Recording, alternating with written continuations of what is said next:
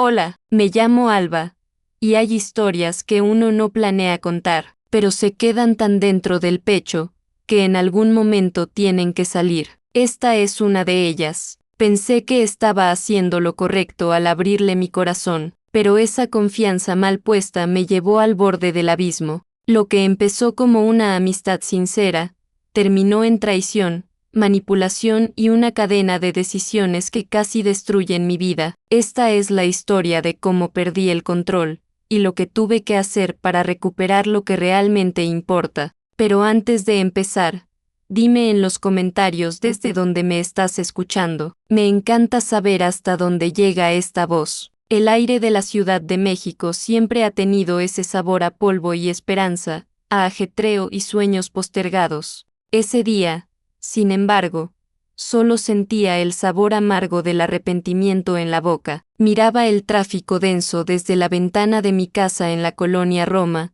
como los autobuses y los taxis se arrastraban por las calles como insectos perezosos bajo el sol de la tarde. Un recuerdo me asaltó: el sonido de las risas, el tintineo de las copas en la cafetería de don Ernesto, un par de años atrás. Era un sonido que ahora se sentía tan ajeno, tan distante, como si perteneciera a otra vida, a otra Alba. Nunca imaginé que abrir mi corazón a alguien pudiera tener consecuencias tan devastadoras. Ricardo apenas llevaba unos años de haber partido y yo aún me sentía como un barco a la deriva, con el ancla rota y sin brújula. Mis hijos, Héctor, María Fernanda y Emilio, eran mi motor, mi razón de ser, pero había una parte de mí que se sentía incompleta, vacía. La casa, que antes rebosaba de la calidez de su presencia, ahora me parecía demasiado grande, demasiado silenciosa. Cada rincón guardaba un eco de su risa, de su voz grave, de sus pasos. Y yo, en mi soledad, busqué consuelo, un hombro en el que apoyarme, una voz que me recordara que la vida seguía. Fue entonces cuando conocí a Gabriel. Lo recuerdo con una claridad dolorosa. Era una tarde lluviosa de esas que te calan hasta los huesos. Yo estaba en la fila de la panadería de la esquina, tratando de protegerme de la llovizna con una sombrilla vieja que Ricardo me había regalado. Se había doblado una varilla y el agua me escurría por el brazo. Él se acercó con una sonrisa amable, ofreciéndome cobijo bajo su propio paraguas. Su voz era suave, casi un murmullo, y sus ojos, de un color miel intenso, me transmitieron una calma instantánea. Hablamos un rato mientras la fila avanzaba lentamente. Me contó que era nuevo en el barrio, un pintor que buscaba inspiración en las calles bulliciosas. Yo, con mi usual franqueza, le hablé de mi panadería favorita, del aroma a pan recién horneado que me transportaba a mi infancia. Hubo una conexión, una chispa, algo que en ese momento me pareció inofensivo y reconfortante. Él me hizo sentir menos sola. Gabriel se convirtió en una constante en mi vida. Al principio, era un café en la tarde, una plática sobre la vida, el arte o los pequeños dramas del vecindario. Me escuchaba con atención, con una paciencia que pocos habían tenido conmigo. Yo le contaba de mis hijos, de mi duelo por Ricardo, de las dificultades de la vida. Él, a su vez, compartía historias de su pasado, de un amor perdido que lo había dejado marcado, de sus sueños artísticos. Había algo en su vulnerabilidad que me atraía, me hacía sentir menos frágil en mi propia tristeza. Creí que habíamos forjado una amistad genuina,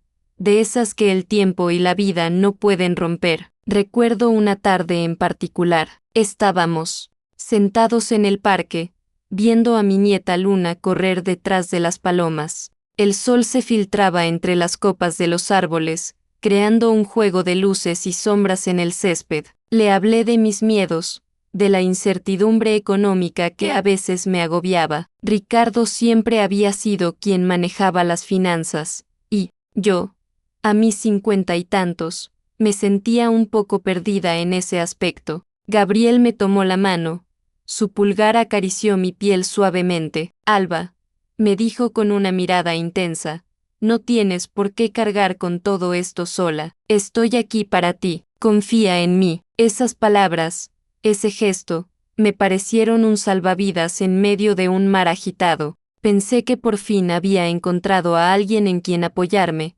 alguien que entendía mi dolor y estaba dispuesto a compartir la carga. Qué ingenua fui. Mis hijos, especialmente Héctor, siempre fueron protectores conmigo. Él era el mayor, el más parecido a Ricardo en su seriedad y su sentido de la responsabilidad. María Fernanda, mi hija, siempre más sensible y observadora, me preguntaba con delicadeza sobre Gabriel, y Emilio, el menor, el alma libre de la familia, siempre con una chispa de picardía en los ojos, era el más desconfiado. Mamá, ¿no crees que es un poco demasiado atento? Me dijo una vez mientras desayunábamos. Yo le resté importancia, argumentando que solo era un buen amigo. No quería ver lo que ellos sí. Mi ceguera era producto de mi propia necesidad de afecto, de una vulnerabilidad que Gabriel supo explotar con maestría. Poco a poco, Gabriel empezó a influir en mis decisiones. Al principio, eran pequeñas cosas, consejos sobre cómo invertir los ahorros que Ricardo me había dejado, sugerencias sobre cómo manejar la mercería familiar que tanto esfuerzo me costaba mantener a flote. Me convenció de que debía expandir el negocio, de que era una oportunidad de oro que no podía desaprovechar. Yo, que siempre había sido precavida, me dejé llevar por su entusiasmo, por su aparente seguridad. Sus palabras eran como un bálsamo para mis inseguridades. Eres una mujer fuerte, Alba, me decía, solo necesitas un poco de empuje, un socio que crea en ti. Y ese socio, según él, era él mismo. Me habló de un proyecto ambicioso, de una inversión en un terreno prometedor en las afueras de la ciudad, donde podríamos construir unas bodegas que alquilaríamos a comerciantes. El plan sonaba impecable, el retorno de inversión, fabuloso. Mis dudas iniciales se disiparon ante su insistencia y sus elaboradas presentaciones. Me mostró documentos, planos, proyecciones financieras que parecían sacadas de un libro de texto. Lo veía tan seguro, tan convencido, que terminé por creerle. Él sabía que yo tenía una cantidad considerable de dinero ahorrado para la educación de mis nietos y para mi propia vejez. Es un riesgo calculado, Alba, me decía con esa voz suave que ahora me revuelve el estómago. Piensa en el futuro de Luna, de tus hijos. Esta es la oportunidad de asegurarles una vida sin preocupaciones. Y así, poco a poco, fui entregándole no solo mi confianza, sino también mis ahorros, mis esperanzas, mi futuro. Cada vez que le daba una suma de dinero, sentía un pequeño nudo en el estómago, una punzada de ansiedad, pero él siempre tenía la respuesta perfecta, la explicación lógica que calmaba mis temores. Me decía que el proyecto avanzaba a pasos agigantados, que los permisos estaban en trámite, que los materiales ya habían sido comprados. Incluso me llevó a ver el terreno una vez. Era un descampado polvoriento, con hierba seca y algunos montones de escombros, pero él me lo describió con tanta pasión, con tanto detalle, que mi imaginación lo transformó en el próspero centro de negocios que me había prometido. Recuerdo haber sentido una mezcla de emoción y vértigo ese día. Estaba arriesgando todo, pero creía que valía la pena. Mis hijos no estaban tan convencidos. Héctor me advertía una y otra vez que tuviera cuidado, que no me dejara llevar por promesas fáciles. María Fernanda me miraba con preocupación, y Emilio, siempre más impulsivo, llegó a confrontar a Gabriel en mi propia casa. No me fío de usted, le dijo a quemarropa. Gabriel, con su sonrisa inalterable, solo se encogió de hombros y me dijo después que mis hijos no entendían el mundo de los negocios, que eran demasiado jóvenes e inexpertos. Yo, tonta de mí, le creí. Lo defendí ante mis propios hijos, creando una brecha dolorosa en nuestra relación. Empecé a sentirme aislada, con solo Gabriel como confidente. La manipulación se hizo más sutil y más profunda. Gabriel empezó a controlar mi tiempo, a aislarme de mis amigos y de mi familia. Si quería salir con la tía Rosa o don Ernesto, él siempre encontraba una razón para que no lo hiciera, una reunión de negocios urgente, un problema en el proyecto que requería mi atención. Me sentía atrapada en una telaraña de mentiras y excusas, pero no podía ver la salida. Mi mente estaba nublada por la esperanza de un futuro mejor y por el miedo a perderlo todo. El amor por Ricardo, la pena de su ausencia, la carga de la soledad. Todo eso me había vuelto vulnerable, y Gabriel supo aprovecharse de mi debilidad. Había un collar, un pequeño medallón de plata que Ricardo me había regalado en nuestro 10º aniversario. Siempre lo llevaba puesto. Un día, Gabriel lo notó y me preguntó por su significado. Le conté la historia, lo mucho que Ricardo significaba para mí. Él me miró con una expresión extraña, una mezcla de celos y resentimiento, y me sugirió que guardara el collar, que dejara ir el pasado para abrazar el futuro que estábamos construyendo juntos. Me pareció una petición extraña, pero lo hice. Otra pequeña victoria para él, otro eslabón en la cadena de mi dependencia. Los meses pasaron y el dinero se esfumaba. Cada vez que preguntaba por los avances del proyecto, Gabriel tenía una excusa diferente: trámites burocráticos, retrasos en la entrega de materiales, problemas con los permisos. Mi preocupación crecía, y con ella, la distancia entre mis hijos y yo. Ellos me veían hundirme y no sabían cómo ayudarme. Me sentía sola, avergonzada, atrapada en un laberinto sin salida. La sonrisa de Gabriel, que antes me transmitía calma, ahora me parecía una máscara, fría y vacía. La sensación de frío en el estómago se volvió constante, como un bloque de hielo que no se derretía. Pasaron casi 2 años desde que Gabriel apareció en mi vida y la convirtió en un laberinto de promesas vacías. Las llamadas de mis hijos se hacían más espaciadas, sus voces, más preocupadas. Héctor, con su paciencia infinita, intentaba sacarme de mi letargo, pero yo me resistía. Me sentía humillada, tonta, y el orgullo me impedía admitir que había caído en la trampa. Me aferraba a la tenue esperanza de que, de alguna manera, Gabriel cumpliría sus promesas, que el dinero no se había perdido, que el proyecto de las bodegas era real. Pero en el fondo, una voz, pequeña y persistente, me susurraba la verdad. Un día, esa voz se hizo un grito. Era una mañana de esas en que el cielo de la Ciudad de México está cubierto por una capa de smog denso, gris y opresivo. Gabriel había desaparecido, no contestaba mis llamadas, sus mensajes se quedaron sin respuesta. Fui a la dirección donde supuestamente tenía su oficina, un edificio moderno y reluciente en una zona elegante, pero la recepcionista me miró con extrañeza. No había ningún Gabriel allí, ni oficina a su nombre. Fui a su supuesto departamento, en una calle arbolada en la Condesa. Otra vez, la misma respuesta: nadie lo conocía. Había borrado sus huellas, como si nunca hubiera existido. El pánico me invadió, las rodillas me flaquearon y tuve que sentarme en el bordillo de la acera, sintiendo el frío del cemento traspasar mi ropa. Mis pulmones se negaban a cooperar. El aire no me llegaba. Las lágrimas, que había contenido por tanto tiempo, brotaron sin control, ardientes y amargas. Mis ahorros, los que Ricardo había dejado con tanto esfuerzo para asegurar el futuro de nuestra familia, se habían esfumado. El sueño de las bodegas, la seguridad económica, la promesa de una vida sin preocupaciones, todo era una farsa, un engaño cruel. Fue Emilio quien me encontró, sentado en un banco del parque,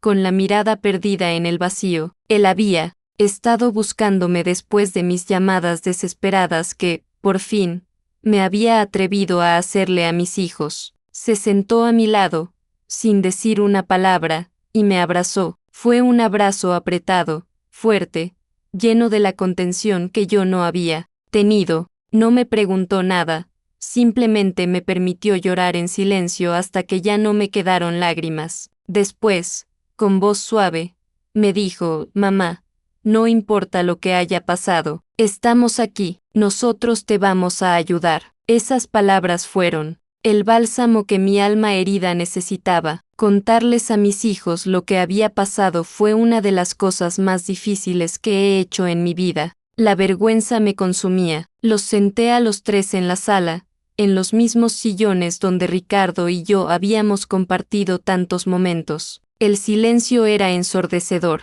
Empecé a hablar, con la voz rota, temblorosa, relatando cada detalle, de la manipulación de Gabriel, de mis propias cegueras, de la pérdida de mi dinero. Héctor me escuchaba con el ceño fruncido.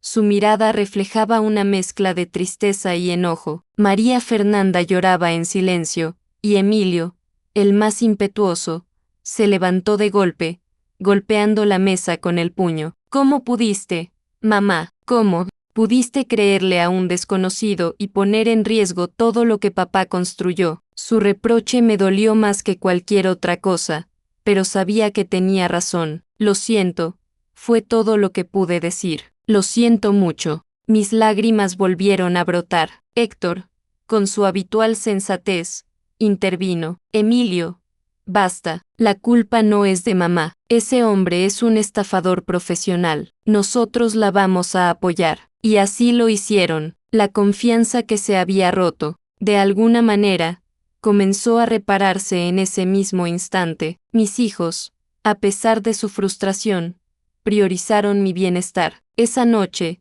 comimos juntos, como en los viejos tiempos, aunque la conversación fue escasa y el ambiente, tenso, pero sentí el calor de su amor, la certeza de que no estaba sola, incluso en el fondo del abismo. El proceso de recuperar lo que había perdido fue largo y doloroso. La mercearía, mi sustento, estaba en una situación precaria. Había descuidado el negocio, había invertido dinero que no tenía en el supuesto proyecto de Gabriel. Tuve que pedir préstamos, reducir gastos, trabajar horas extras. Mis hijos se volcaron en ayudarme. Héctor revisó los números, María Fernanda se encargó de la atención al cliente, y Emilio, a pesar de su temperamento, me sorprendió con su compromiso, haciendo entregas y ayudando en el almacén. La tía Rosa y don Ernesto también fueron un pilar fundamental. La tía Rosa,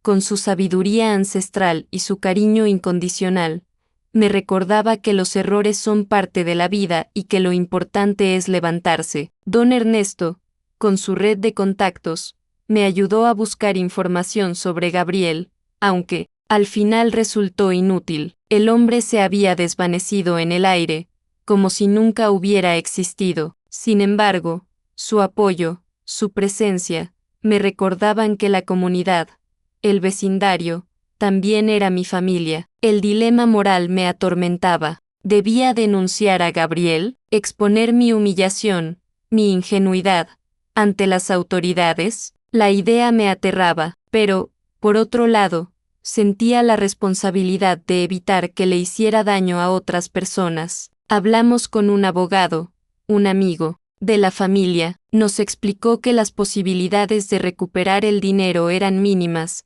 que estos estafadores eran expertos en desaparecer sin dejar rastro. La decisión fue mía, y fue una de las más difíciles que tomé. Al final, decidí no denunciar. La idea de revivir el infierno, de ser cuestionada y juzgada, me resultaba insoportable. Preferí enfocarme en sanar y reconstruir mi vida. La recuperación no fue solo económica, fue emocional. Tuve que reconstruir la confianza en mí misma, en mi juicio. Aprendí a escuchar a mis hijos, a valorar sus opiniones y sus advertencias. También aprendí a ser más cautelosa, a no entregar mi corazón y mi dinero a la primera persona que me ofreciera un hombro en el que llorar. La soledad después de Ricardo me había vuelto vulnerable, pero ahora entendía que la verdadera fortaleza no reside en evitar el dolor, sino en aprender a vivir con él y a superarlo. Poco a poco, la mercearía volvió a prosperar. El esfuerzo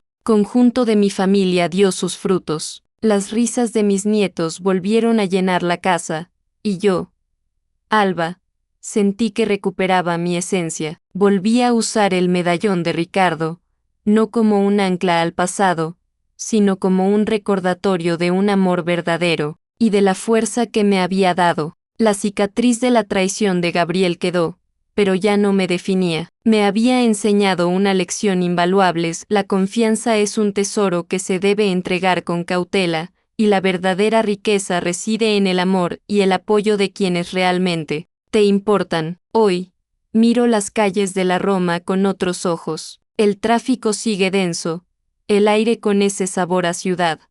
Pero ahora siento una paz que antes no tenía. La vida me ha golpeado, sí, pero también me ha mostrado la resiliencia del espíritu humano, la fuerza de la familia, la importancia de la verdad. No sé dónde estará Gabriel, y ya no me importa. Mi enfoque está en el presente, en mis hijos, en mis nietos, en la vida que he logrado reconstruir. El sol de la tarde se cuela por la ventana de mi sala, iluminando el polvo suspendido en el aire. Parece un baile lento de partículas, cada una con su propia historia. Pienso en todo lo que he vivido, en las decisiones que me llevaron al borde del abismo y en las que, con la ayuda de mis hijos y de mi propia resiliencia, me trajeron de vuelta. La casa, que antes me parecía tan grande y silenciosa, ahora vuelve a sentirse llena, no solo de los ecos del pasado, sino de la risa de mis nietos, de las pláticas de mis hijos,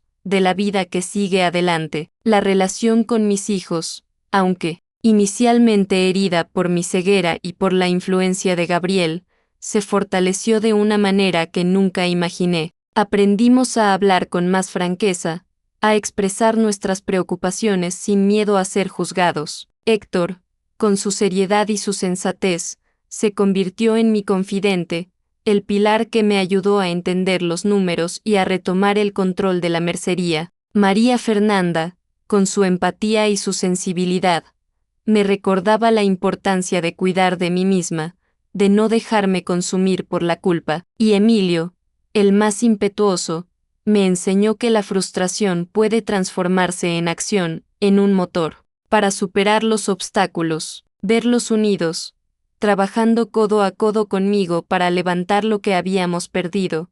Fue una de las mayores recompensas. Me di cuenta de que la riqueza no estaba en el dinero que Ricardo había dejado, sino en el amor y la unidad que había construido en nuestra familia. A veces, la sombra de Gabriel aparece en mis pensamientos, un recuerdo fugaz, una punzada de amargura, pero ya no tiene el poder de paralizarme. Lo veo como una lección, una cicatriz que me recuerda lo vulnerable que podemos ser cuando estamos sumidos en el dolor y la soledad. También me recuerda la importancia de la intuición, de escuchar esa voz interior que a veces intentamos silenciar. Si hubiera prestado más atención a las advertencias de mis hijos, a mis propias dudas, quizás no habría caído tan profundo, pero el hubiera es un camino sin fin, y he aprendido a no transitarlo.